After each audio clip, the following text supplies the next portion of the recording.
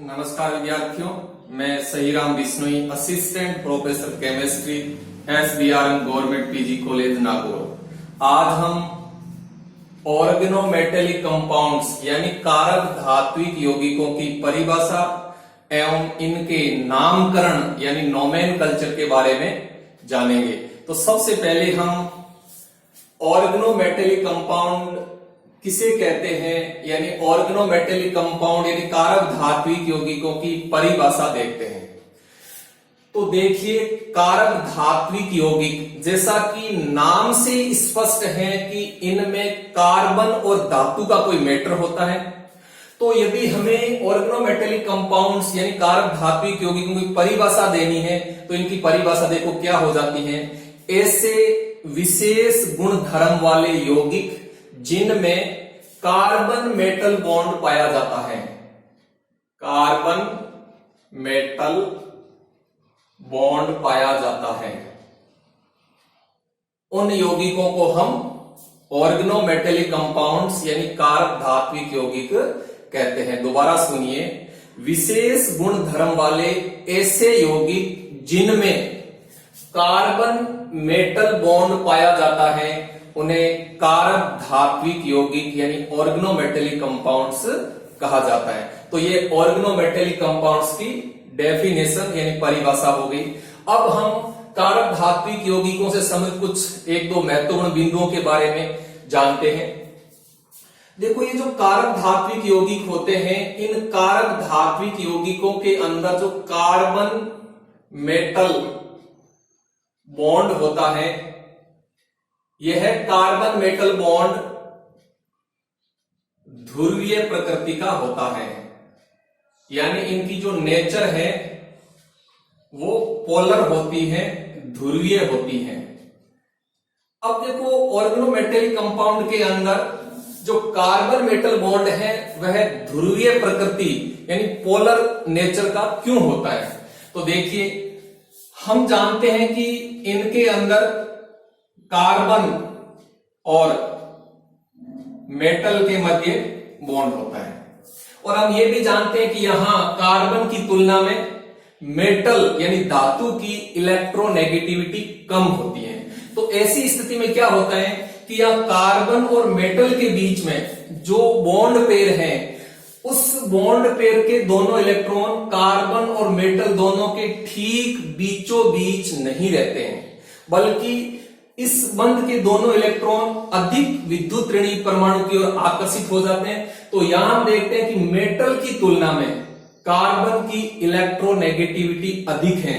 तो ऐसी स्थिति में इस बंध के जो इलेक्ट्रॉन है वो कार्बन की ओर आकर्षित हो जाते हैं। तो ऐसी स्थिति में कार्बन परमाणु पर आंशिक ऋण आवेश तथा मेटल परमाणु पर आंशिक धन आवेश उत्पन्न हो जाता है। इस प्रकार से जो ऑर्गेनोमेटेलिक कंपाउंड्स होते हैं, इनके अंदर जो कार्बन मेटल बॉन्ड होता है वह ध्रुवीय प्रकृति का होता है।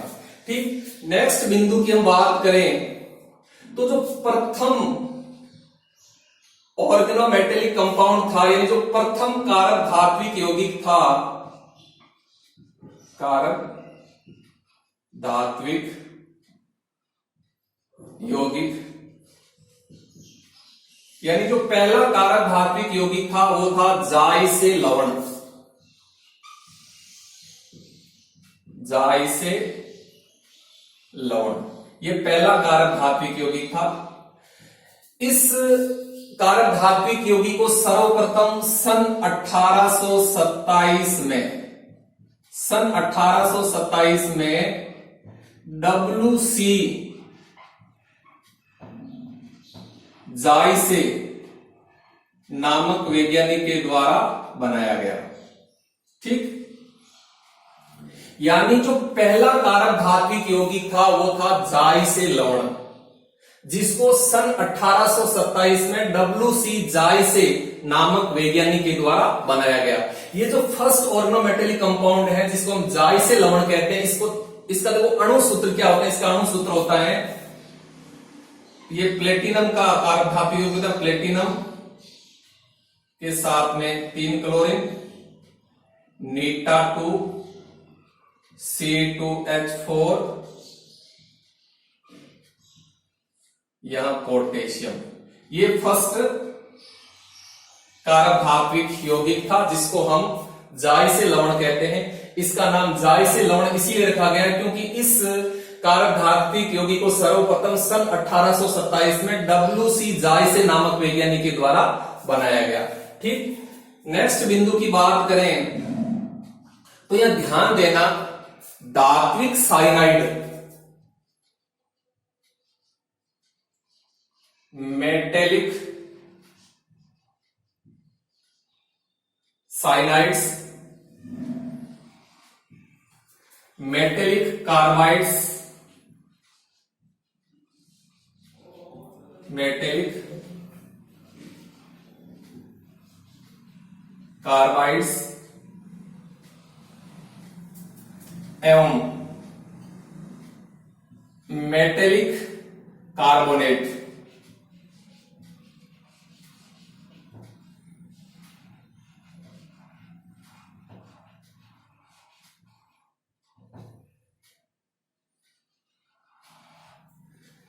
ये जो यौगिक है धात्विक साइनाइड, धात्विक कार्बाइड और धात्विक कार्बोनेट, इनके अंदर कार्बन मेटल बॉन्ड होता है, लेकिन ये कारक धात्विक यौगिकों की श्रेणी में नहीं आते हैं। यानी धातुओं के साइनाइड्स, धातुओं के कार्बाइड्स और धातुओं के कार्बोनेट्स, इनको ऑर्गेनोमेटेलिक कंपाउंड्स नहीं माना जाता है, यद्यपि इनके अंदर कार्बन मेटल बॉन्ड पाया जाता है। ऐसा क्यों होता है? देखो, ऐसा इसीलिए होता है क्योंकि जो ये ऑर्गेनोमेटेलिक कंपाउंड्स होते हैं, इनके अंदर एक विशेष प्रकार का गुण धर्म पाया जाता है। वो गुण धर्म ये होता है कि इन ऑर्गेनोमेटेलिक कंपाउंड्स के अंदर जो कार्बन मेटल बॉन्ड होता है वह ध्रुवीय प्रकृति का होता है, लेकिन ये जो धातुओं के साइनाइड, धातुओं के कार्बाइड्स और धातुओं के कार्बोनेट्स होते हैं, यद्यपि इनके अंदर कार्बन मेटल बॉन्ड होता है, लेकिन इन यौगिकों में ऑर्गेनोमेटेलिक कंपाउंड्स की भांति विशिष्ट प्रकार के गुण धर्म नहीं पाए जाते हैं। इसीलिए धातुओं के साइनाइड्स, धातुओं के कार्बाइड्स और धातुओं के कार्बोनेट्स, इनको कारक धात्विक यौगिकों की श्रेणी में नहीं रखा गया है। तो ये हो गया ऑर्गेनोमेटेलिक कंपाउंड से संबंधित कुछ महत्वपूर्ण बिंदु। ठीक, अब हम नेक्स्ट बिंदु लेंगे, ऑर्गेनोमेटेलिक कंपाउंड्स का नोमेनकल्चर यानी नामकरण है वो किस प्रकार से किया जाता है।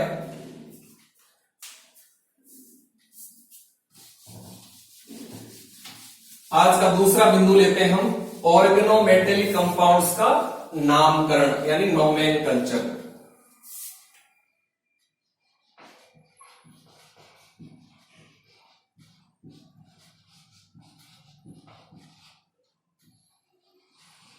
इनका नामकरण है वो किस प्रकार से किया जाता है। तो देखिए, ऑर्गेनोमेटेलिक कंपाउंड्स कई प्रकार के होते हैं, जिनमें हम सबसे पहला प्रकार लेते हैं simple organometallic compounds. Simple organometallic compounds यानी सरल कारक धात्विक यौगिक। तो देखो, सिंपल ऑर्गेनोमेटेलिक कंपाउंड्स क्या होते हैं और इनका नाम किस प्रकार से लिखा जाता है। तो सबसे पहले हम देखते हैं कि सिंपल ऑर्गेनोमेटेलिक कंपाउंड्स क्या होते हैं। देखो, ऐसे ऑर्गेनोमेटेलिक कंपाउंड्स जिनमें धातु के साथ में केवल कार्बनिक समूह जुड़े हुए होते हैं, यानी जिन कारक धात्विक यौगिकों में मेटल के साथ में केवल ऑर्गेनिक ग्रुप यानी केवल कार्बनिक समूह ही जुड़े होते हैं, उन कारक धात्विक यौगिकों को हम सिंपल कारक धात्विक यौगिक यानी सरल कारक धात्विक यौगिक कहा जाता है। यानी यहां क्या होगा, इन यौगिकों में मेटल के साथ में केवल कार्बनिक समूह जुड़े हुए होंगे। ठीक, तो अब देखो इनका नामकरण कैसे करते हैं। तो इनका जो नाम है वो एक ही शब्द में लिखा जाता है। इनका नाम है वो एक ही शब्द में लिखा जाता है। जो सिंपल ऑर्गेनोमेटेलिक कंपाउंड्स होते हैं इनका नाम एक ही शब्द के रूप में लिखा जाता है। अब कैसे? सबसे पहले कार्बनिक समूह का नाम लिखेंगे और फिर धातु का नाम लिख देंगे। ध्यान दें, यानी जो सिंपल ऑर्गेनोमेटेलिक कंपाउंड्स होते हैं इनका नामकरण एक ही शब्द में किया जाता है, जिसमें सर्वप्रथम कार्बनिक समूह का नाम लिखा जाएगा और उसके बाद में धातु का नाम लिखा जाएगा। जैसे मान लीजिए अपने पास में है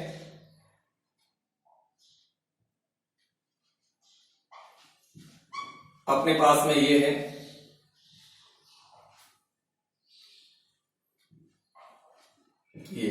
ये अपने पास में एक सिंपल ऑर्गेनोमेटेलिक कंपाउंड है जिसमें मेटल लिथियम है और लिथियम के साथ में कार्बनिक समूह मिथाइल है। तो इसका जो नाम लिखेंगे तो इसका नाम क्या हो जाएगा? इसका नाम हो जाएगा मेथिल लिथियम। मेथिल लिथियम, ये इसका नाम हो जाएगा मेथिल लिथियम।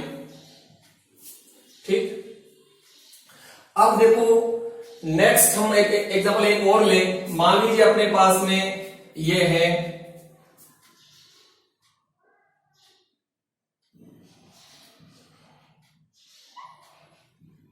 ये, यदि हम इसका नाम लिखें तो इसका नाम हो जाएगा फेनिल लिथियम। फेनिल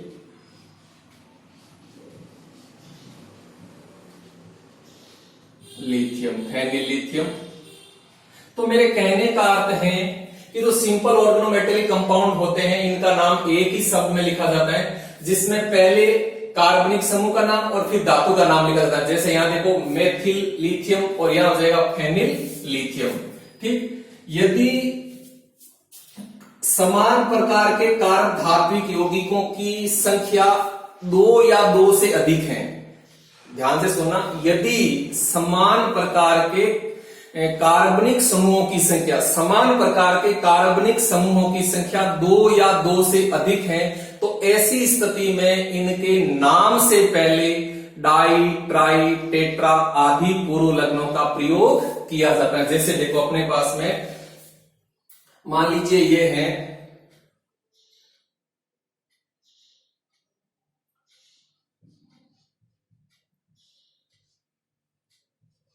अपने पास में ये एक कार्बधात्विक यौगिक है टेट्रा एथिल लेड। यानी देखो यहाँ लेड धातु है, लेड के साथ में 4 एथिल कार्बनिक समूह जुड़े हुए, तो इसका नाम क्या हो जाएगा? इसका नाम हो जाएगा टेट्रा एथिल लेड। क्या हो जाएगा? Tetra ethyl lead, tetra ethyl lead, जिसको हम शॉर्ट में टेल भी कहते हैं, टेट्रा एथिल लेड। अब देखो ये जो ऑर्गेनोमेटेलिक कंपाउंड है इसका जो यूज है वो ईंधन में एंटी नॉकिंग एजेंट के रूप में किया जाता है। तो यहां से कई बार कंपटीशन में क्वेश्चन भी पूछ लिया जाता है कि उस कारक धात्विक यौगिक का नाम बताइए जिसका उपयोग ईंधन में एंटी नॉकिंग एजेंट यानी अपस्फोटन रोधी के रूप में किया जाता है, तो वो होता है टेल यानी टेट्रा एथिलेट। तो यहां देखो 4 तो टेट्रा एथिलेट। एक और एग्जांपल लेते हैं, देखो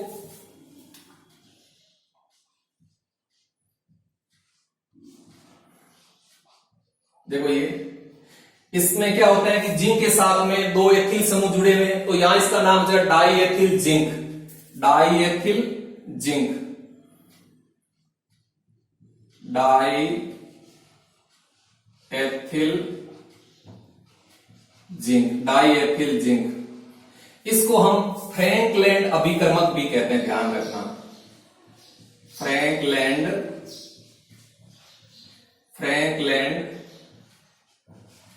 अभिकर्मक। डाई एथिल जिंक का एक अदर नाम है फ्रैंकलैंड अभिकर्मक भी इसको कहा जाता है। ठीक, तो यहां ध्यान देना, यदि समान प्रकार के कार्बनिक समूहों की संख्या 2 या 2 से अधिक है तो इनके नाम से पहले डाई, ट्राई, टेट्रा आदि पूर्व लग्नों का प्रयोग किया जाता है। जैसे देखो यहाँ 4 एथिल है तो टेट्रा एथिल लेड हो जाएगा, यहाँ 2 एथिल है तो डाई एथिल जिंक हो जाएगा। ठीक, यदि सिंपल ऑर्गेनोमेटेलिक कंपाउंड में उपस्थित कार्बनिक समूह भिन्न भिन्न प्रकार के हैं तो ऐसी स्थिति में इनका नाम अल्फाबेटिक क्रम में लिखा जाता है। जैसे देखो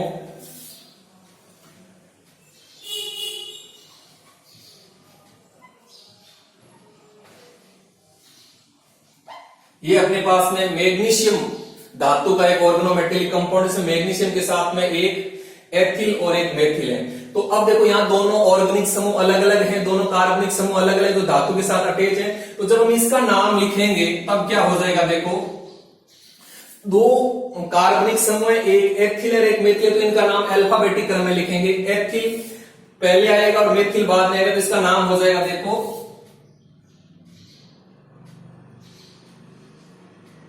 ethyl, methyl, magnesium, ethyl, methyl, magnesium, ethyl, methyl, magnesium. यानी कहने का अर्थ, यदि जो कार्बनिक समूह अलग अलग प्रकार के हैं तो इनका नाम अंग्रेजी वर्णमाला के क्रमानुसार लिखा जाता है। जैसे देखो यहाँ एथिल पहले आएगा तो एथिल, मेथिल, मैग्नीशियम हो जाएगा। इसी प्रकार से मान लीजिए अपने पास में ये है,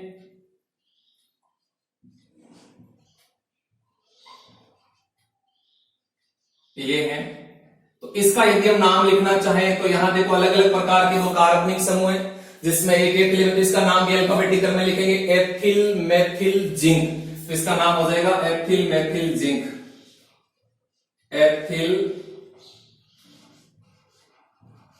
methyl, zinc, ethyl, methyl, zinc. इस प्रकार से इनका नाम लिखा जाता है। ठीक, एक और बिंदु यहां देखो, यदि कार्बनिक समूह के नाम में, यदि कार्बनिक समूह के नाम में डाई, ट्राई, टेट्रा आदि शब्द उपस्थित है तो ऐसी स्थिति में इनकी संख्या प्रदर्शित करने के लिए डाई, ट्राई, टेट्रा आदि पूर्व लग्नों का प्रयोग नहीं करेंगे। तो ऐसी स्थिति में इनकी संख्या शो करने के लिए 20, 30, टेट्रा किस आदि पूर्व लग्नों का प्रयोग किया जाता है। तो मैंने यहाँ क्या बताया, मैंने आपको यहाँ ये बताया है कि यदि कार्बनिक समूह के नाम में डाई, ट्राई, टेट्रा आदि शब्द उपस्थित हो तो ऐसी स्थिति में इनकी संख्या शो करने के लिए डाई, ट्राई, टेट्रा आदि पूर्व लग्नों का प्रयोग नहीं करेंगे, बल्कि ऐसी स्थिति में इनकी संख्या प्रदर्शित करने के लिए 20, 30, टेट्राकिस, पेंटाकिस आदि पूर्व लग्नों का प्रयोग किया जाता है। जैसे देखो हम यहाँ एग्जाम्पल लेते हैं, ध्यान से समझना।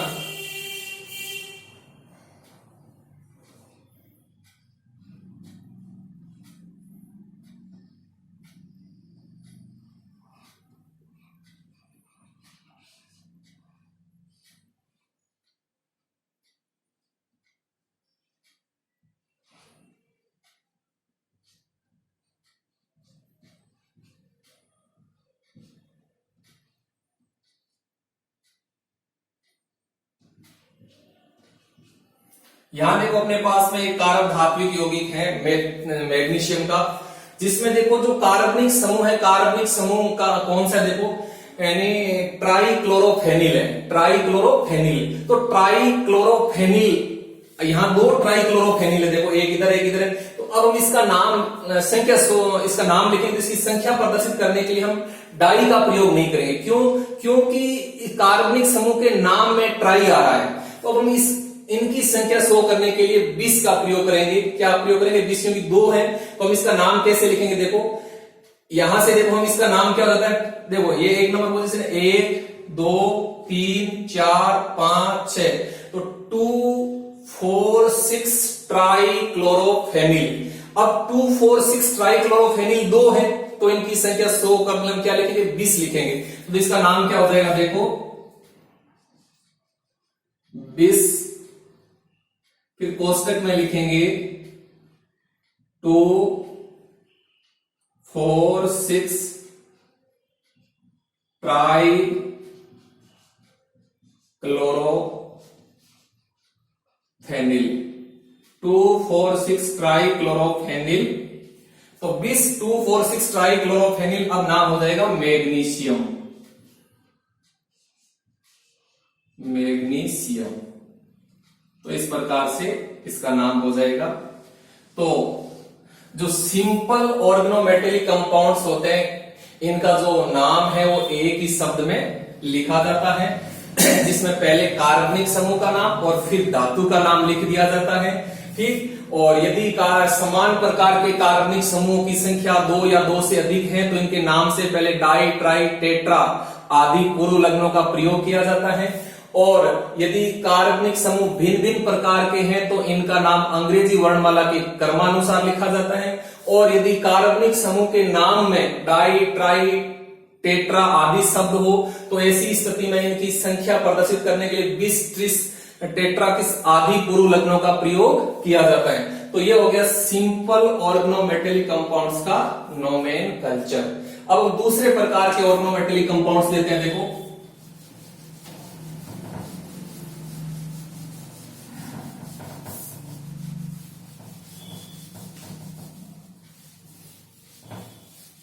दूसरे प्रकार के कारक धात्विक यौगिक वो है mixed organometallic compound. Mixed organometallic compounds. देखो, जो मिक्स्ड ऑर्गेनोमेटेलिक कंपाउंड्स होते हैं, मिश्रित कारक धात्विक यौगिक होते हैं, इनका नाम किस प्रकार से लिखा जाता है। तो हम सबसे पहले हम देखते हैं कि मिक्स्ड ऑर्गेनोमेटेलिक कंपाउंड्स क्या होते हैं। देखो, ऐसे ऑर्गेनोमेटेलिक कंपाउंड्स जिनमें मेटल के साथ कार्बनिक एवं अकार्बनिक दोनों प्रकार के समूह अटैच होते हैं, तो ऐसे कारक धात्विक यौगिकों को मिश्रित कारक धात्विक यौगिक कहते हैं। दोबारा सुनिए, मिश्रित कारक धात्विक यौगिक ऐसे कारक धात्विक यौगिक होते हैं जिनमें मेटल के साथ यानी धातु के साथ कार्बनिक समूह के अलावा कोई अकार्बनिक समूह भी जुड़ा हुआ होता है। तो ऐसे कारक धात्विक यौगिकों को मिश्रित कारक धात्विक यौगिक कहते हैं। इनका जो नाम है वो 2 शब्द के रूप में लिखा जाता है। इनका नाम 2 शब्द के रूप में लिखा जाएगा। जो पहला शब्द होगा, पहले शब्द के रूप में कार्बनिक समूह एवं धातु का नाम होगा और दूसरे शब्द के रूप में अकार्बनिक समूह का नाम होगा। जैसे देखो, हम यहां एग्जांपल लेते हैं।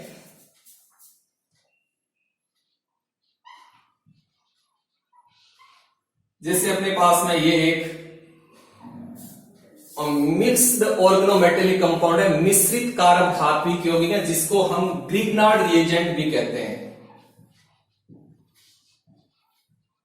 ग्रिग्नार्ड रिएजेंट, यानी इसको हम ग्रिग्नार्ड रिएजेंट भी कहते हैं। इस कारक धात्विक यौगिक को ग्रिग्नार्ड अधिकर्मक भी कहते हैं।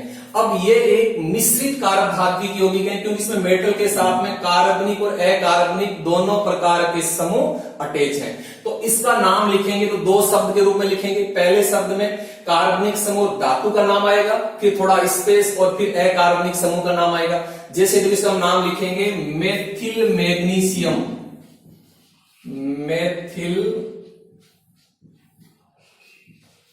मैग्नीशियम, मेथिल मैग्नीशियम, फिर थोड़ा स्पेस और क्लोराइड, ये नाम हो गया। तो यहां ध्यान दें, जो मिश्रित कारक धात्विक यौगिक होते हैं इनका नाम 2 शब्दों के रूप में लिखा जाता है। जैसे देखो, यहां 2 शब्द है, पहला शब्द तो ये है और दूसरा शब्द ये है। ठीक, दोनों शब्दों के बीच में स्पेस होता है, जिसमें पहले शब्द के रूप में कार्बनिक समूह और मेटल का नाम होगा और दूसरे शब्द के रूप में अकार्बनिक समूह का नाम होगा। एक और एग्जांपल लेते हैं। देखो, हम यहां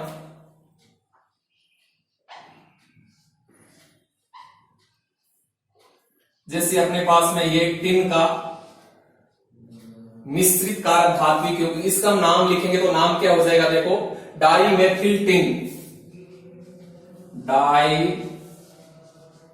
dimethyl tin, dimethyl tin, इसके बाद में स्पेस और डाई क्लोराइड, डाई क्लोराइड, तो ये इसका नाम हो जाएगा। दो शब्द देखो, डाई मेथिल टिन और डाई क्लोराइड। तो इस प्रकार से मिश्रित कारक धात्विक यौगिकों का नामकरण किया जाता है।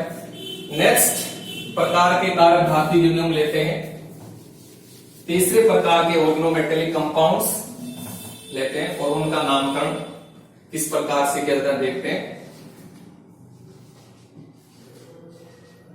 Metal carbonyl compounds, metal carbonyl compounds. यहां देखो क्या होगा, यहां मेटल के साथ में कार्बोनिल समूह, सीओ समूह जुड़ा होगा, जिन्हें हम मेटल कार्बोनिल कंपाउंड्स कहते हैं।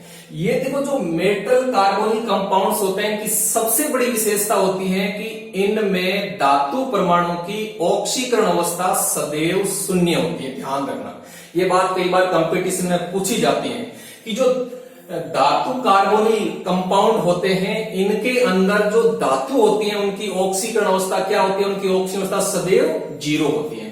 तो देखो, इनका नाम कैसे लिखेंगे, जो मेटल कार्बोनिल कंपाउंड है, इनका नाम लिखने के लिए सर्वप्रथम हम क्या करते हैं, सर्वप्रथम हम धातु का नाम लिखते हैं और फिर धातु का नाम लिखने के बाद हम कार्बोनिल समूहों की संख्या शो करते हुए कार्बोनिल शब्द लिख दिया जाता है। जैसे देखो, अपने पास में एक मेटल कार्बोनिल कंपाउंड है NiCO4, हमें इसका नाम लिखना है।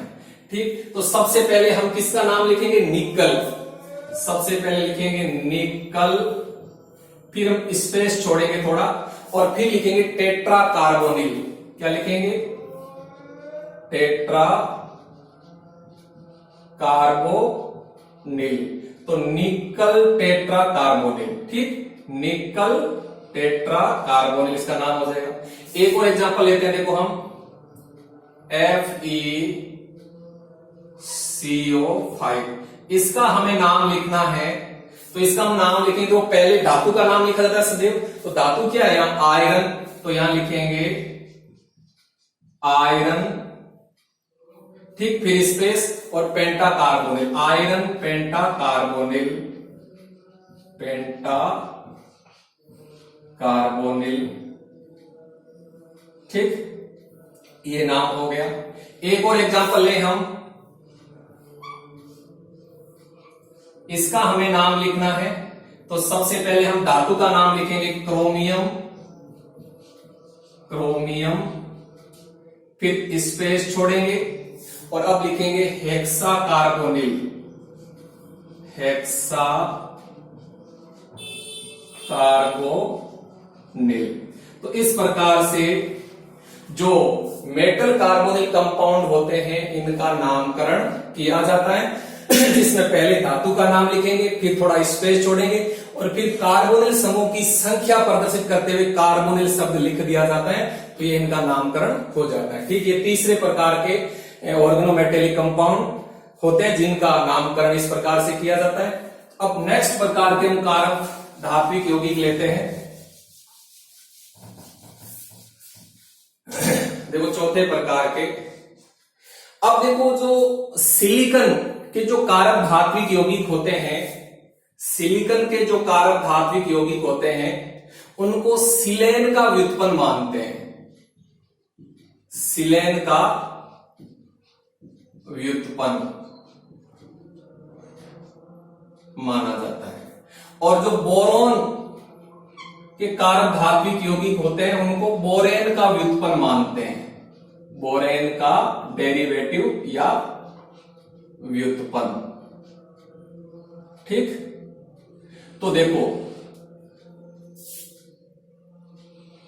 सिलिकन के कारक धात्विक यौगिक और बोरेन के जो कारक धात्विक यौगिक होते हैं, सॉरी बोरोन, सिलिकन और बोरोन, सिलिकन के कारक धात्विक यौगिकों को सिलेन का व्युत्पन्न और बोरोन के कारक धात्विक यौगिकों को बोरेन का व्युत्पन्न मानते हुए इनका नाम एक ही शब्द में लिखा जाता है, एक ही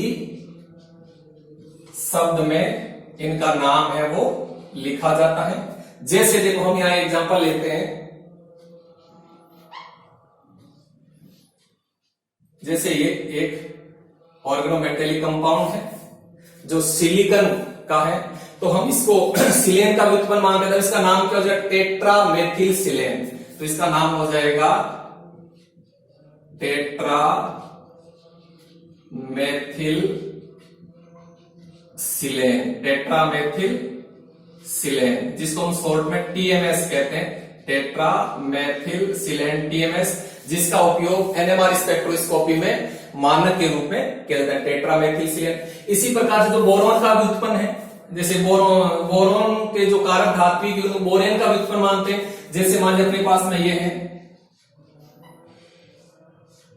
ये बोरॉन का एक कारक धात्विक यौगिक है, तो इसका नाम कैसे लिखेंगे, try methyl borane, try methyl borane, try methyl borane.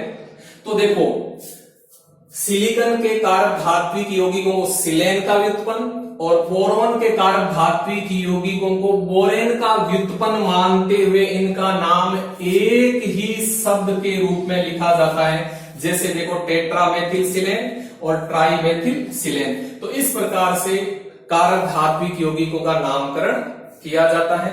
Next video में हम कारक धात्विक यौगिकों के वर्गीकरण के बारे में पढ़ेंगे। धन्यवाद, थैंक यू।